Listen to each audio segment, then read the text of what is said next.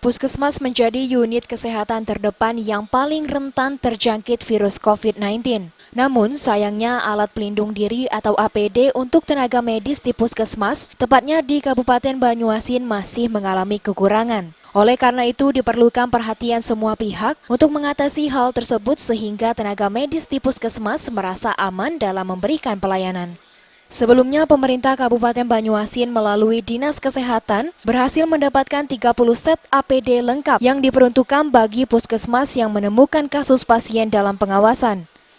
Selain itu, Dinas Kesehatan kini hanya memiliki 3 lusin jas hujan pengganti APD. Kekurangan itu diakui oleh Kepala Puskesmas Kota Pangkalan Balai yang hanya kebagian 2 lusin jas hujan dan 1 set baju asmat. Bahkan, puskesmas harus membeli sendiri APD.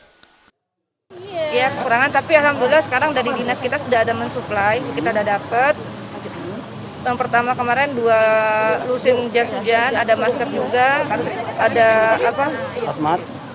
hazmatnya. Hazmat memang belum banyak, cuma kita dapat 1 set. Tapi untuk kedepannya katanya bakal kita dapat lagi, dan kami juga mengusahakan beli juga sendiri, Pak. Mengusahakan gitu. Untuk mengatasi kekurangan tersebut, Ketua PKK Kabupaten Banyuasin memberikan bantuan 200 unit APD lengkap yang akan diserahkan ke 33 puskesmas yang ada. Lebih lanjut, Dr. Sri Fitrianti Askolani menerangkan jika bantuan APD didahulukan pada puskesmas yang ditemukan banyak ODP. Saya terima bahwa banyak kekurangan APD di masing-masing puskesmas, tapi ini untuk sementara kita dahulukan yang banyak ODP.